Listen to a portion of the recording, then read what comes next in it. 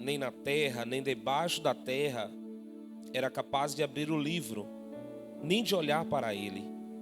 E eu chorei muito, porque nenhum homem foi achado digno de abrir e ler o livro, nem de olhar para ele. E um dos anciãos me disse: não chore, eis que o leão da tribo de Judá, a raiz de Davi, prevaleceu para abrir o livro e romper os seus 7 selos. E eu olhei, e eis que estava no meio do trono, dos 4 animais e no meio dos anciãos, um cordeiro em pé, como se tivesse sido morto, tendo 7 chifres e 7 olhos, que são os 7 Espíritos de Deus enviados para toda a terra. E ele veio e tomou o livro da destra do que estava sentado no trono. E havendo tomado o livro, os 4 animais e os 24 anciões prostraram-se diante do cordeiro, tendo cada um deles harpas e vasos de ouro cheios de incenso, que são as orações dos santos.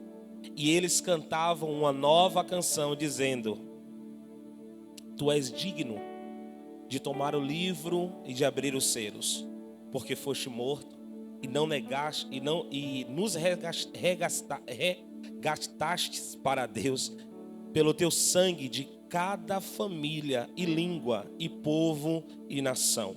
Eu quero que você repita a parte A deste versículo, que diz, a parte B, dizendo: tu és digno de tomar o livro e de abrir os seus selos. Feche seus olhos, por favor. Pai, nós estamos na tua presença e na tua presença há renovo de vida, na tua presença há manifestação de cura, na tua presença há um novo caminho, há uma nova direção. E por isso, Espírito Santo, nós estamos nesta manhã com o nosso coração totalmente inclinado ao que o Senhor deseja falar a nós. Espírito Santo, nós não queremos sair daqui, não, ouvindo alguém dizer que, poxa, como o pastor pregou. Não, nós queremos ouvir alguém dizendo: Deus falou comigo e por isso eu estou direcionado. Toma a geografia desta casa, toma os pastores presidentes deste ministério, toma os pastores auxiliares, toma o ministério de louvor, toma os obreiros, toma os membros desta casa, Deus, que a cada dia o Senhor possa nos confrontar através do conhecimento de quem Tu és. A Tua presença já está nesse ambiente, mas nós não queremos somente saber que a Tua presença está aqui, nós queremos que a Tua presença se manifeste através de nós e em nós, para a glória do nome de Jesus. E você ora comigo dizendo: irmãos, eu aceitei Jesus, eu tinha 8 anos de idade.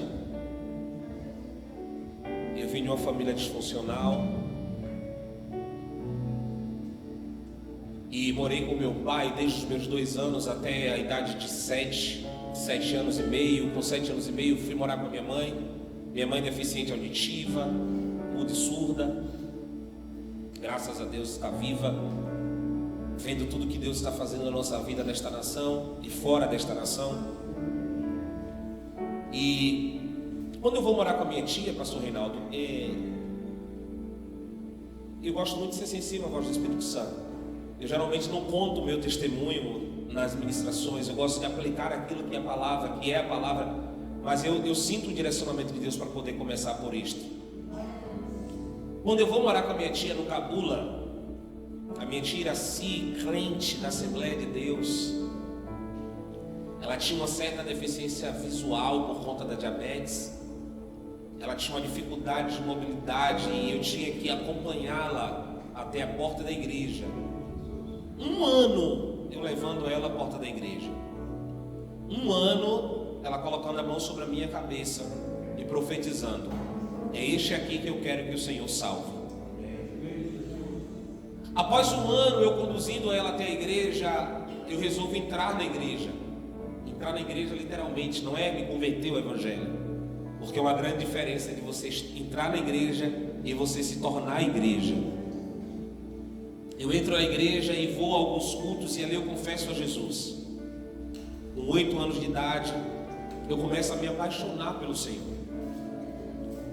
9 anos, 10 anos, 12 anos, 13 anos, eu já sabia o que eu queria. E com 13 anos de idade eu me batizo nas águas. E naquela época, para quem veio da Assembleia de Deus, sabe que não batizava. Pelo menos lá em Salvador não batizava crianças com 13 anos. Me batizei pelo testemunho que dávamos na nossa comunidade, pelo testemunho da nossa casa, da nossa família. E desde que eu aceitei Jesus, o meu coração ferve pela presença de Deus. Desde que eu aceitei a Jesus, a minha alma anela por aquilo que a palavra de Deus nos ensina, por aquilo que a palavra de Deus nos direciona. E desde que eu venho de Salvador para cá, nós chegamos aqui na quarta-feira, a pastora ministrou aqui, eu ministrei em outra igreja, ministrei na quinta, estivemos na sexta e ontem no sábado na inauguração da nossa igreja. Vem fervendo esta palavra no meu coração, porque estes dias são dias trabalhosos. Estes dias são dias onde alguns dos textos sagrados têm se cumprido na vida de alguns. A Bíblia diz que por se multiplicar a iniquidade, o amor de muitos se esfriaria. O apóstolo Paulo, escrevendo a sua última carta a Timóteo, a seu filho na fé, no capítulo 3, ele diz: Timóteo, chegarão dias onde os homens serão presunçosos, arrogantes, eles serão mentirosos, amantes de si mesmo, não dando ouvido à sã doutrina, mas sendo mais amantes de si, a ponto de levantarem para si mestres, falsos mestres. Mas a tu, Timóteo, meu filho na fé, eu te digo, pregue a palavra, insta em tempo e fora de tempo. Só que ele também diz: eu estou sendo entregue por aspersão, por libação. Eu sinto a presença de Deus aqui nesse ambiente.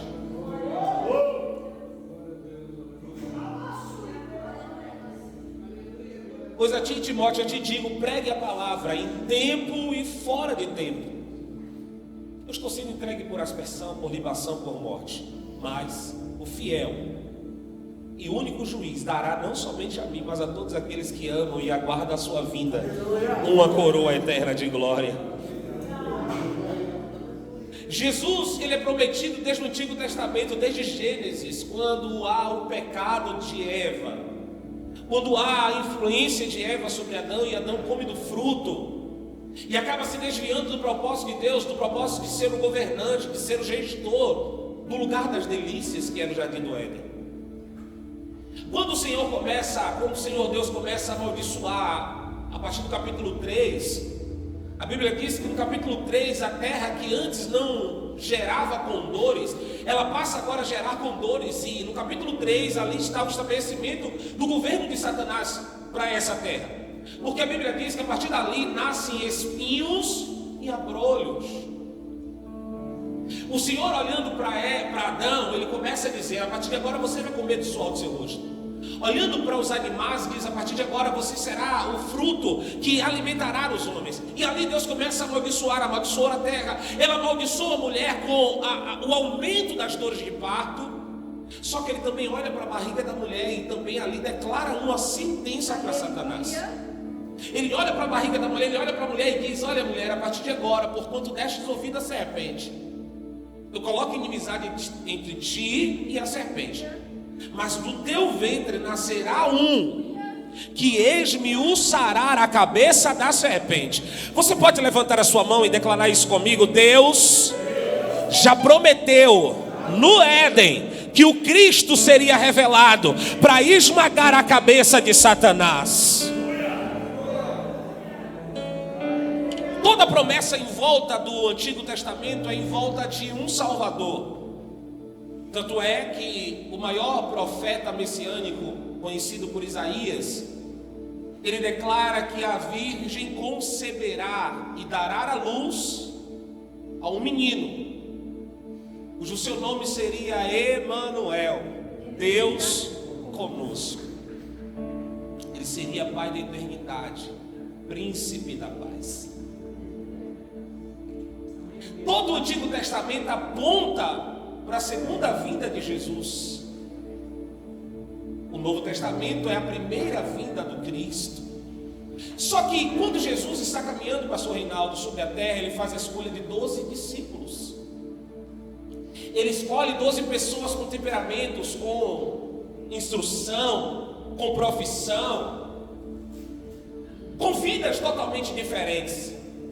Ele caminha com esses homens e a partir dos seus 30 anos, ele começa a discipular uma grande multidão, escolhe os 12, vai para o monte orar, sobe, desce. Em tudo que ele fazia, ele nunca se apresentava como sendo o Cristo. Ele nunca se apresentava, não, mas os sinais que saíam e que fluíam dele davam a ideia de que ele era o Salvador. Mas todas as vezes que ele operava um milagre, ele sempre chamava a pessoa e dizia: não fala nada para ninguém, não conta nada para ninguém. A intenção dele não era ser conhecido como alguém que operava milagres, um curandeiro, alguém que fazia um cego voltar à vista, um surdo ouvir. Não. A intenção dele era revelar o Pai. Tanto é que quando ele está caminhando com os discípulos, chega um dado momento que alguém chega para ele e diz, ele pergunta aos discípulos: quem é que dizem lá fora que eu sou? Os discípulos olham para ele e dizem: alguns dizem que tu és Jeremias, outros dizem tu és Elias, ou até mesmo João o Batista. Todos estes que foram citados por eles eram tidos na escalada espiritual como profetas. Só que de repente alguém, um homem chamado Pedrão, olha para Jesus tomando a palavra e diz: não. Tu és o Cristo, o Filho do Deus vivo. O Senhor, tomando a palavra, disse para Pedro: Pedro, tu és fragmento de pedra, tu és pedra, e sobre esta pedra eu edificarei a minha igreja, e as portas do inferno não prevalecerão contra ela. Jesus caminha com seus discípulos 3 anos, curou, foi batizado por João, expulsou demônios. Só que chega o dia de ele ser preso. O apóstolo Paulo escreve aos Coríntios dizendo: na noite que o Senhor Jesus foi traído, ele tomou o pão, partiu, tomou o cálice, se apresentou e disse: este é o corpo que é partido por vós, tomai e comei, fazei isto todas as vezes em memória de mim, até que eu venha. Este é o cálice da nova aliança no meu sangue, tomai e bebei. Na noite que Jesus foi traído. Só que Lucas capítulo 22, Pedro, mesmo Pedro que lá atrás havia reconhecido a divindade do Cristo, a divindade do Messias, é o mesmo que Jesus chega para ele e diz assim: Pedro, ei, vem cá, Pedro, hoje Satanás foi até Deus pedir que você fosse peneirado, mas eu roguei ao Pai por você, para que quando tu te converter, o cara está caminhando com Jesus há 3 anos. O cara está caminhando com Jesus há 3 anos. Jesus olha para ele e diz assim: não, Pedro, ei, quando você se converter, tu vai proclamar aos teus irmãos. Lá atrás também Jesus olhando para Pedro dizendo: mestre, não lança sobre o Senhor essa maldição de ser morto na cruz, de ser crucificado, de ser entregue na mão dos principais sacerdotes. Jesus olhando para ele diz: arreda Satanás, porque você não cogitas nas coisas que são do alto, mas aquilo que é da terra. O maior perigo de nós vivermos, assim como Filipenses diz, de vivermos de modo inutilmente, é viver uma vida inteira sem conhecer a Jesus. A Bíblia nos diz que quando Jesus está no monte com seus discípulos orando,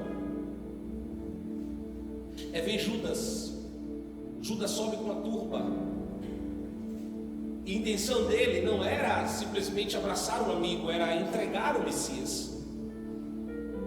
E a forma como ele faz é a forma mais sutil, pois ele vem à frente da turba, chegando lá em cima. Jesus era verdadeiro, é verdadeiro, e o abraça, e quando ele o beija, ele diz: meu amigo,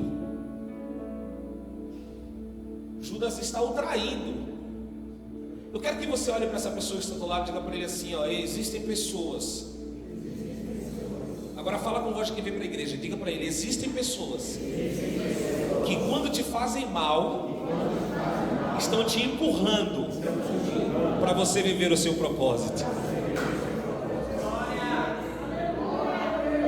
Lá na mesa, Jesus já sabia o que estava no coração de Judas.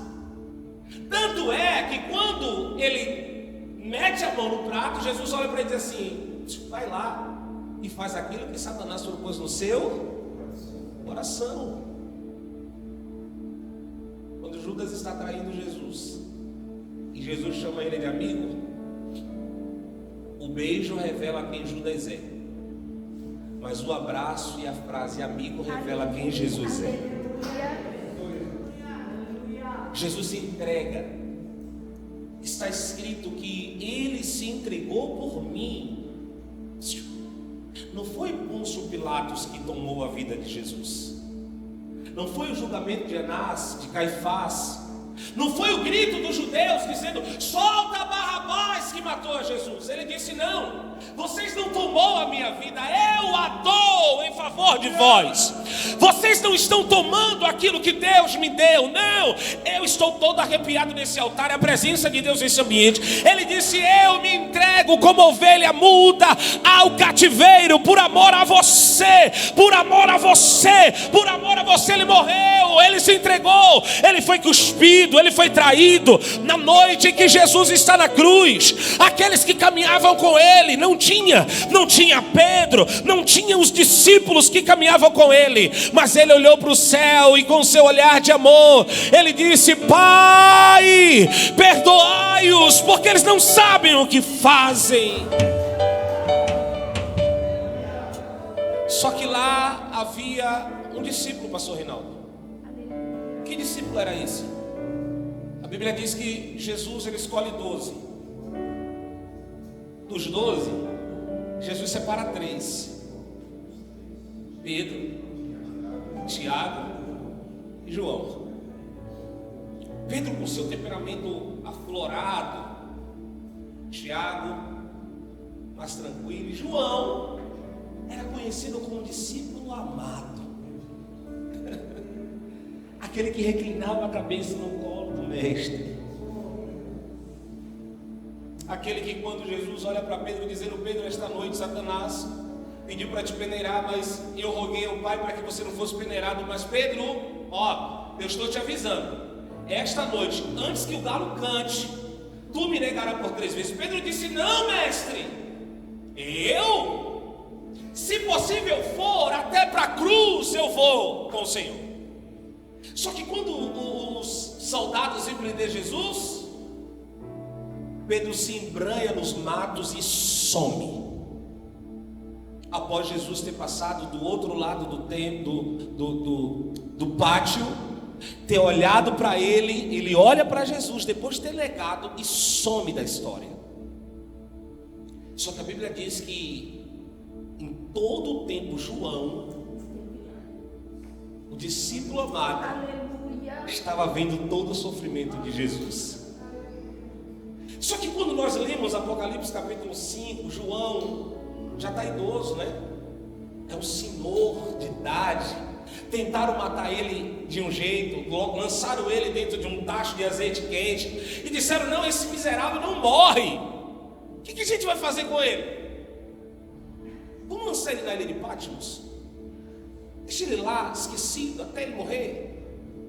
Quem sabe ele morre de idade, quem sabe. Só que eu falei essa frase para que você pudesse repetir, mas eu vou dizer novamente. Existem pessoas que quando se levantam contra nós, eles estão nos empurrando para nós vivermos o nosso propósito. João tem a revelação dos céus. Só que a revelação não era de João, era de Jesus Cristo. Está escrito em Apocalipse capítulo 1. Revelação de Jesus Cristo, dada a João na ilha enquanto ele estava em Patmos.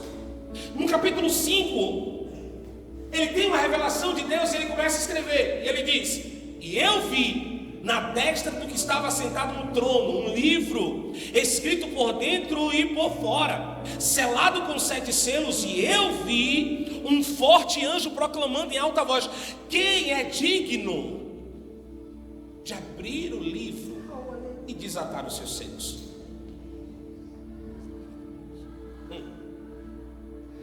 digno. Aleluia. Obrigada. O Jesus que andou na terra, nasceu de forma virginal, que foi proclamado desde o Antigo Testamento, ele não era digno, porque ele era homem. E só existiria uma forma de, naquele momento em que ele está na cruz, ele se separar do nosso Deus, é porque ele levou toda a maldição sobre ele. O castigo que nos traz a paz estava sobre ele, e pelas suas pisaduras nós fomos sarados. Ele se tornou maldito para que você fosse justificado. Ele morre como Cristo, e naquele dia havia uma reunião no inferno. Primeiro dia, Cristo morre, é tirado da cruz,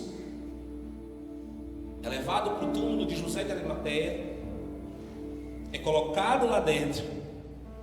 Só que as pessoas, elas não têm o acesso ao reino do Espírito para saber o que estava acontecendo. Mas o apóstolo Paulo diz que esse mesmo Jesus que subiu é o mesmo que desceu e foi nas partes mais baixas e apregoou para os espíritos que estavam oprimidos.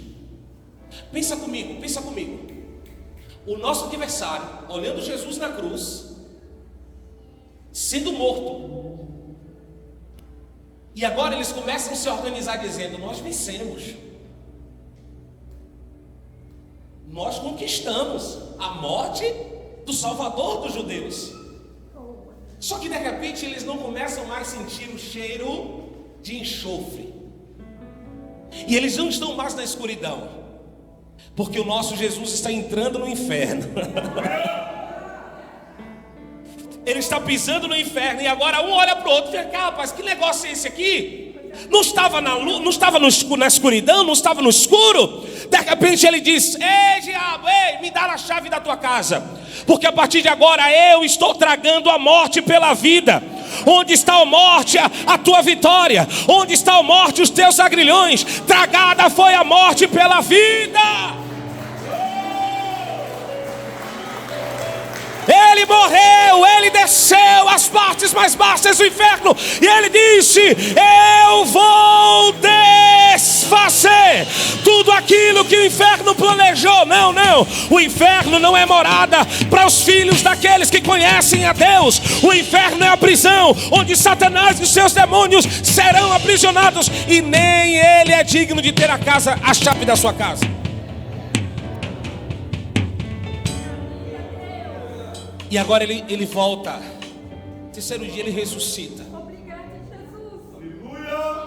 Obrigada, Jesus. E de repente as mulheres vão ao túmulo.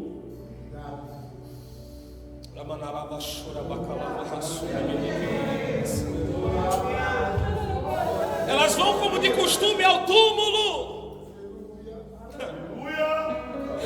E quando ela chega no túmulo, ela vê que a pedra está movida. Quando ela chega à porta do túmulo, ela vê que havia um lençol dobrado dentro do túmulo. Quando ela chega no túmulo, ela vê um anjo e diz: ei mulher, por que você está procurando entre os mortos aquele que ressuscitou?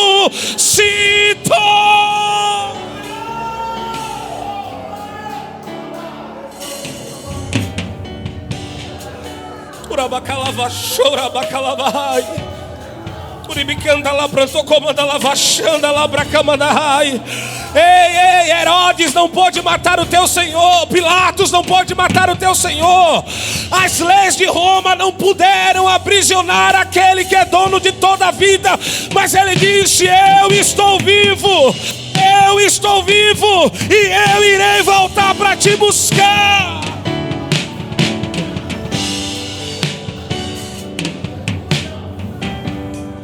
A Bíblia diz que quando Jesus ressuscita,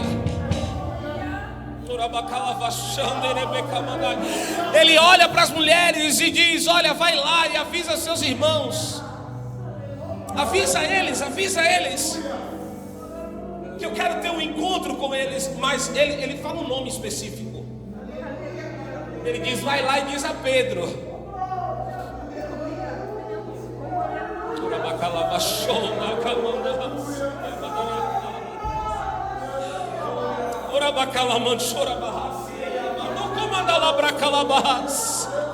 Vai lá e diz a Pedro que eu quero ter um encontro com ele. E quem era Pedro, irmãos? Era o discípulo que deveria estar com ele na hora da morte, mas fugiu. Era o discípulo que deveria estar com ele na hora da crucificação, mas correu. Era o discípulo que temeu a cruz, que temeu a espada. Mas entenda uma coisa: para todo o tempo que você se entregou ao reino, o Senhor não vai ficar devendo nada a ninguém. Ainda que o teu pecado seja vermelho como escarlata, o Senhor purificará os teus pecados e Ele transformará aquilo que era para ser dor, luto, em vida. Deus olha para Pedro, o Senhor Jesus olha para Pedro e diz: vem cá, Pedro.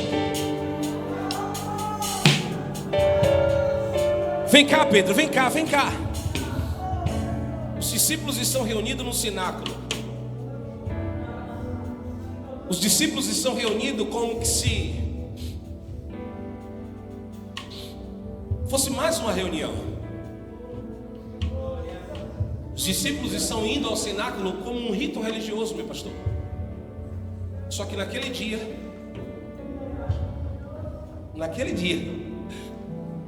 a porta estava trancada.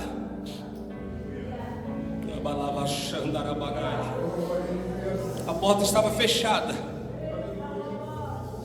Só que Jesus invade o ambiente com a presença dele. E até alguém que não acreditava, ele diz: vem cá, Tomé, vem cá. Você não está acreditando? Toca aqui no furo das minhas mãos. Toque em mim, Tomé. Toque em mim, porque eu morri, eu fui nas partes mais baixas e eu ressuscitei e estou vindo hoje visitar a vocês de forma poderosa. Ei, eu estou ministrando aqui na Ilã, declarando que aquilo que o inferno planejou para te fazer desistir do caminhar com Cristo até a volta dele, hoje está caindo por terra. E ele está lhe dizendo: eu sei que em breve estarei voltando. Guarda o que você tem, para que ninguém tome a tua coroa. Tem alguém que recebe essa palavra nessa manhã? Quando ele começa a conversar com seus discípulos, ele caminhando com seus discípulos, após ter sido ressuscitado, ele ainda caminha 40 dias. Pensa comigo. Todos os grandes líderes religiosos do mundo, Dalai Lama morreu, Buda morreu, cantores famosos, Elvis Presley morreu, o líder do reggae na Jamaica, Bob Marley, morreu. Dos melhores aos piores, Hitler morreu. Jesus também morreu. Mas dentre esses, só Jesus ressuscitou. Os seguidores de todos esses que eu falei vão ao túmulo deles e lá está escrito: jaz aqui morto fulano de tal. O seu túmulo está cheio, os seus seguidores estão vazios. Mas se você for num túmulo de Jesus, vai estar escrito: ele não está aqui, porque ele ressuscitou. O túmulo de Jesus está vazio e os seus seguidores estão cheios. Sabe por quê? Porque quando ele está ascendendo aos céus, ele diz: eu estou indo para o Pai, mas não vos deixarei sozinhos, enviarei o outro Consolador. Quem é esse? É o Espírito Santo. Entenda uma coisa, crente: você não caminha sozinho nessa via dolorosa, nessa vida de guerra. O Espírito Santo está com você, e sobre você existe uma palavra que diz: aonde estivermos 2 ou 3 reunidos no nome dele, ele estará presente. E aqui nesta manhã tem mais de um, tem mais de 2. Se você está sentindo a glória e a presença dele, faça alguma coisa no nível que você recebe.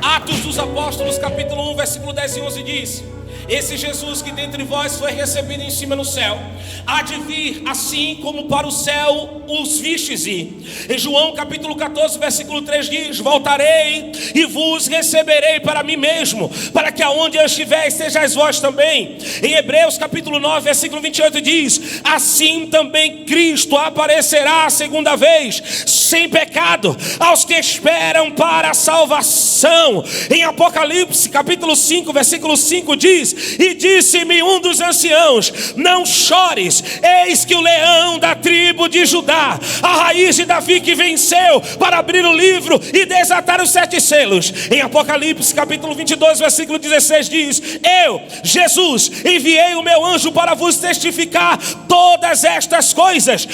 Eu sou a raiz e a geração de Davi, resplandecente estrela da manhã. Eu não sei você, mas eu não tenho dúvida de que aquele que é fiel, aquele que é digno de abrir o livro e desatar os 7 selos, ele virá para nos arrebatar, ele virá para nos levar. Ele é bacalavachanda lá para Canaragai. Ele voltará, e entenda você, ele quer te encontrar acima das nuvens. Ele quer te encontrar acima. Obrigado, pastor. Eu sei que as propostas, ei noiva, eu sei que as propostas desta terra parecem ser maravilhosas. Eu sei que aquilo que o mundo oferece, e seria mentira se nós disséssemos que aos nossos olhos humanos não é bom. Mas entenda. Os céus não te vê como um membro de igreja. Os céus não te julga ou não te apresenta no céu pela sua carteirinha de autoridade eclesiástica.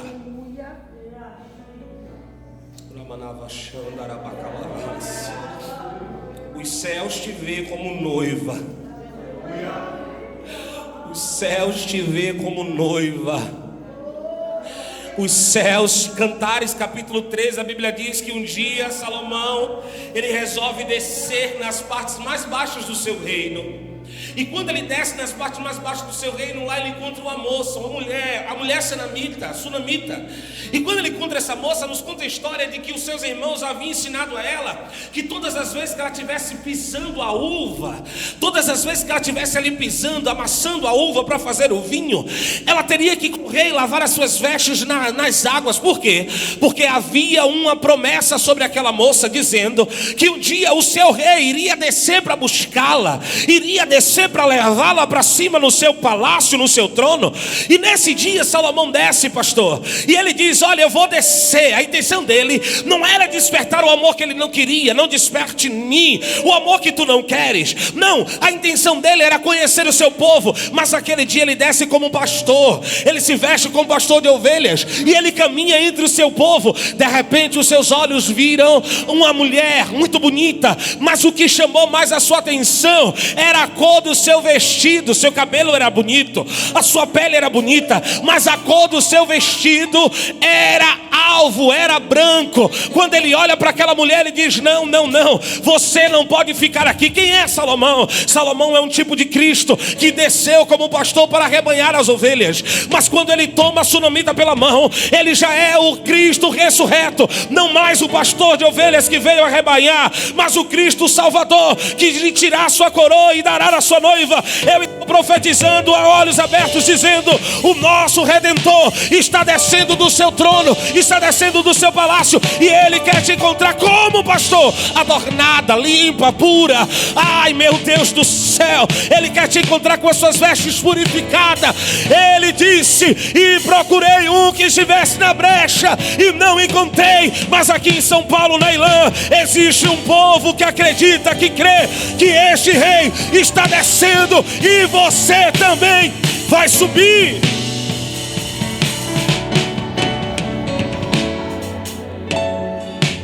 Eu estou declarando isso com a forma de temor e tremor diante do Senhor.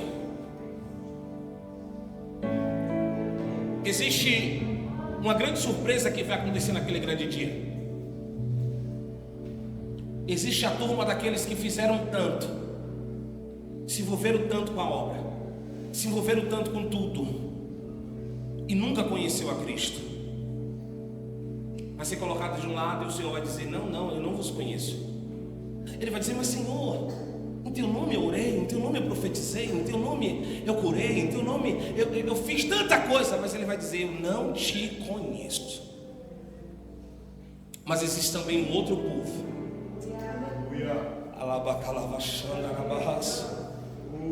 Existe também um outro povo que ele vai olhar e vai dizer assim: ó, vinde, amada do meu Pai, vinde, amada do meu Pai, que mesmo tendo pouca força, não negou o meu nome. Ei, crente, pelo amor de Deus, faz alguma coisa. O Senhor está ministrando ao teu coração nesta manhã uma palavra de despertamento. Eis que em breve logo Ele vem. Eis que no abrir e um fechar de olhos. O Salmo 24, por favor, coloca o Salmo 24, por favor. Olha a canção que você vai cantar no céu quando você chegar lá. Olha o que está escrito no Salmo de número 24. Salmo de número 24, olha o que está escrito: do Senhor é a terra e tudo que nele existe, o mundo e os seus habitantes. Pula o versículo. Ele próprio fundou-a sobre os mares e firmou-a sobre os rios. Quem pode subir ao monte do Senhor? Quem pode ficar de pé no seu santo lugar? Aquele que tem as mãos limpas e o coração puro, e não se entrega à mentira, nem age com falsidade, este receberá do Senhor a bênção, e Deus, o seu Salvador, lhe fará justiça. Estes são aqueles que o buscam, que procuram a tua face como Jacó, ó Deus. Levantai, ó portas, as vossas cabeças. Essa é a canção que a igreja vai cantar lá no céu. Levantai, ó portas. A pergunta de Apocalipse capítulo 5: quem é digno de abrir o livro e desatar os 7 selos? Ele está dizendo: levantai, ó portas, as vossas cabeças. Levantai, ó frontões. Abram-se, ó antigos portais, para que entre o Rei da Glória. Para que entre o Rei. Quem é o Rei da Glória? Eu te pergunto, Ilã, quem é o Rei da Glória? É o eterno, é o poderoso e valente, Deus forte. Ele é bravo nas guerras. Levantai a portas, os vossos frontões, abram-se, ó antigos portais, para que entre o Rei da Glória. Quem é o Rei da Glória? Eu te pergunto, Ilã, quem é o Rei da Glória? É o Senhor dos Exércitos. Ele é o Alfa, Ele é o Ômega, Ele é o primeiro, Ele é o fim, Ele é o Cristo. Ele morreu, Ele ressuscitou, Ele é assentado à destra de Deus. Ele chama Ele é o Rei da Glória. A terra clama. Levante suas mãos e feche seus olhos. Quem é esse Rei da Glória? Em Gênesis, ele é a semente da mulher. Em Êxodo, ele é o Cordeiro Pascual, cujo sangue livra da morte. Em Levíticos, ele é o sumo sacerdote. Em Números, é a serpente de bronze. Em Deuteronômio, é o profeta como Moisés. Nos livros históricos de Josué e Esther, ele é o verdadeiro capitão da salvação. Em Ruth, ele é o parente redentor. Em Reis e Crônicas, é o rei prometido da linhagem de Davi. Em Esther, é o intercessor que salva o povo. Nos livros poéticos de Jó e Cantares, ele é em Jó, o Redentor vivo. Em Salmos, o bom pastor. Em Provérbios, a sabedoria eterna. Em Cantares, o noivo que ama a sua noiva. Em Isaías, o servo sofredor. Em Jeremias, o renovo do justo. Ezequiel, o pastor verdadeiro. Em Daniel, o filho do homem. Em Oséias, o esposo fiel. Em Miqueias, o rei nascido em Belém. Em Zacarias, o transpassado por quem chora. Em Malaquias, o sol da justiça. Nos evangelhos, Cristo se manifesta. Em Mateus, o rei Messias. Em Marcos, o servo de Deus. Em Lucas, o filho do homem. Em João, o filho de Deus. Em Atos, o Cristo proclamado. nas epístolas. Cristo também se revela em Romanos, nossa justiça e salvação. Em Coríntios, o fundamento da igreja. Em Gálatas, o libertador da lei. Em Efésios, a cabeça do corpo. Em Filipenses, o exemplo de humildade. Em Colossenses, a imagem de Deus. Em Tessalonicenses, o rei que voltará. Em Hebreus, o sumo sacerdote. Em Tiago e Pedro, o modelo de fé viva. Em João e Judas, o amor de Deus encarnado. Em Apocalipse, o Cristo glorificado, aquele que é digno de abrir o livro e desatar os 7 selos. Os 7 selos, cante!